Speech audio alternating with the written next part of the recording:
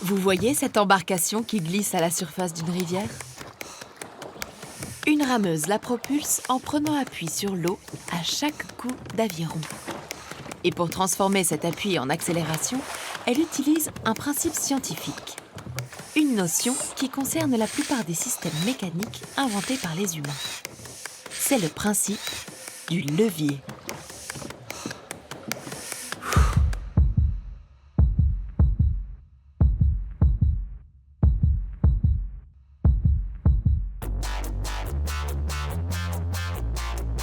Le levier est considéré comme la plus vieille machine inventée par l'homme.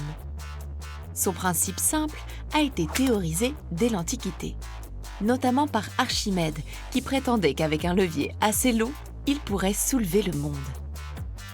Pour l'instant, le monde n'a pas bougé, mais les leviers ont envahi le quotidien des humains. Les athlètes de l'aviron sont passés maîtres dans l'art d'utiliser dans leurs grands coups de rame les petites subtilités de ce principe scientifique. Dans leur sillage, nous partons à la découverte d'une utilisation complexe de cette machine simple qu'est le levier. Si l'on en croit Archimède, un levier, c'est d'abord un système avec un axe de rotation, plus une force motrice reliée à cet axe par un bras de levier, et un second bras de levier, au bout duquel on trouve une force résultante. C'est la force motrice qui génère la force résultante en créant un mouvement de rotation. L'axe de rotation peut aussi se trouver à un bout du système.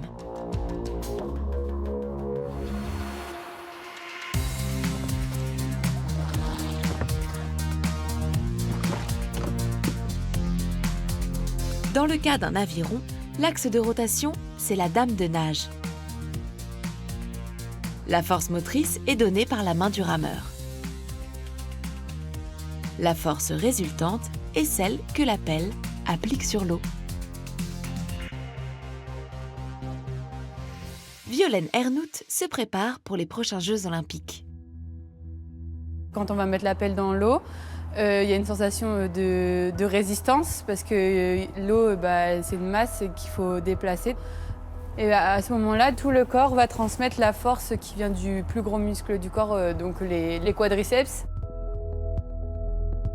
Et il va falloir en prendre cette masse d'eau et l'envoyer l'accélérer grâce à nos jambes, notre dos et nos bras.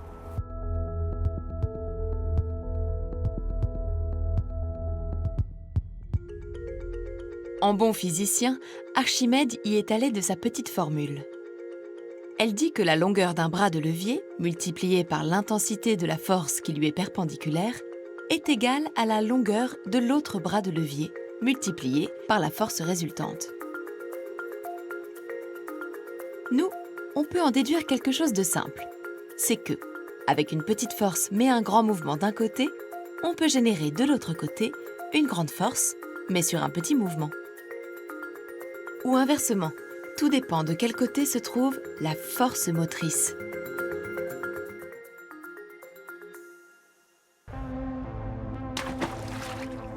Sur un aviron, le bras de levier du côté de l'eau est environ 2 fois plus grand que celui qui est du côté de l'athlète.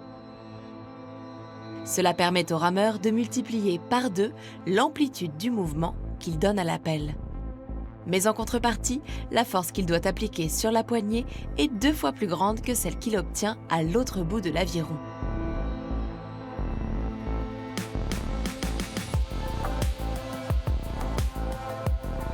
Et cette force, dans une course, un rameur la donne près de 220 fois.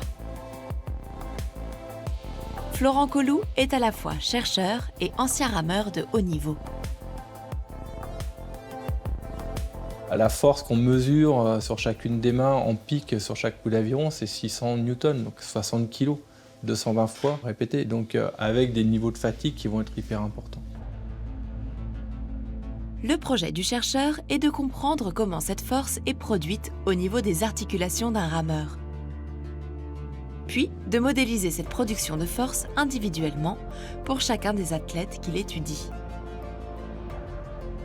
Et ce travail commence par une grande quête de levier. car chaque articulation du corps humain fonctionne sur ce principe. L'axe, c'est l'articulation, le bras de levier, c'est l'os, et la force motrice est produite par le muscle.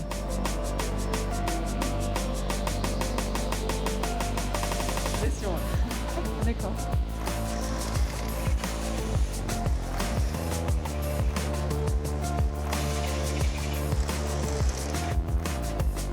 Un rameur sur un bateau, c'est donc un grand nombre de leviers qui s'ajoutent les uns aux autres et qui se coordonnent. Là, ce que l'on voit à l'écran, c'est ces marqueurs avec leur reconstruction tridimensionnelle. Donc la tête ici, le tronc, les bras, les avant-bras, les cuisses, les jambes, les pieds. Là, à partir de là, on va faire correspondre un squelette. Et dans ce squelette, on va avoir, grâce à ces segments, à ces marqueurs, les repères qui sont attribués à chaque segment. Et dans ces repères, on va pouvoir recalculer les coordonnées des trajets musculaires et des insertions musculaires. Et avoir du coup le bras de levier par rapport au centre articulaire de chacun de ces muscles.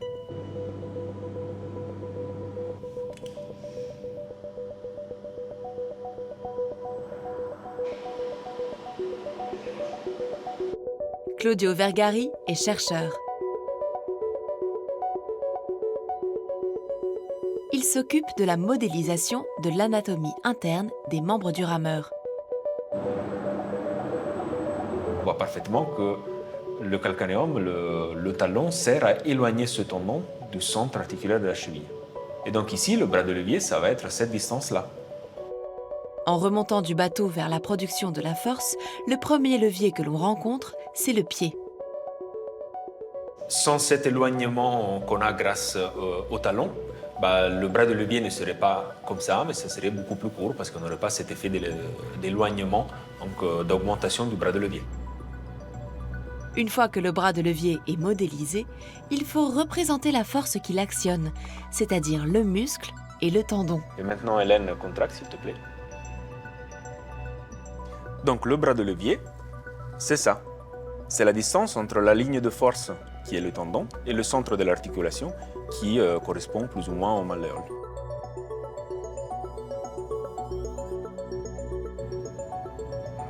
C'est la modalité qu'on utilise d'habitude. À l'avant du genou, c'est la rotule qui éloigne le tendon de l'articulation et donc augmente le bras de levier. Cette augmentation de bras de levier permet de stabiliser le tendon et d'avoir une transmission de la force beaucoup plus efficace. La plupart de nos leviers corporels sont comme les avirons. Le petit bras de levier est du côté du muscle, donc de la force motrice. De l'autre côté de l'articulation, le grand bras de levier sert à donner de l'amplitude à nos mouvements. Mais d'un individu à l'autre, il y a des variations.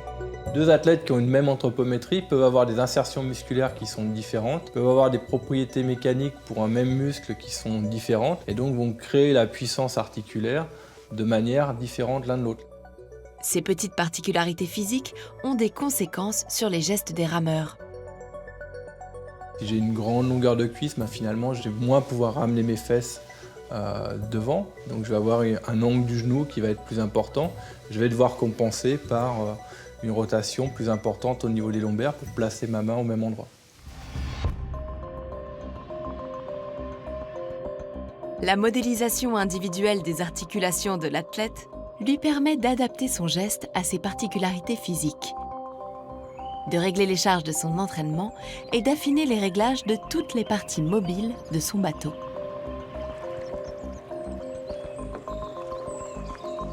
Emma Lunati est rameuse de haut niveau.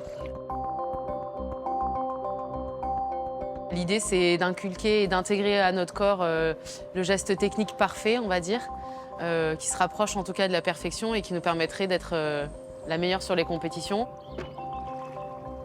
On prend notre bateau et on va faire nos 20 km. C'est vraiment le basique de tous les matins.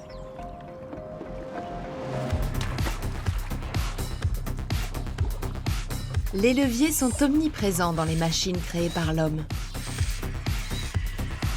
À partir de leurs principes simples, ils peuvent se combiner les uns aux autres pour générer des forces phénoménales ou des gestes précis et de plus en plus complexes.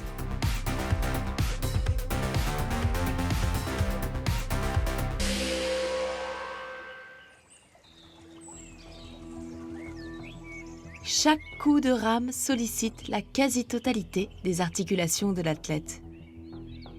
Chacune de ces articulations est actionnée par plusieurs muscles, et le tout produit des mouvements très contraints imposés par la configuration du bateau. C'est pourquoi l'aviron est une discipline qui oblige l'athlète à acquérir simultanément un haut niveau technique et physique et une grande finesse de sensation pour sa quête de performance.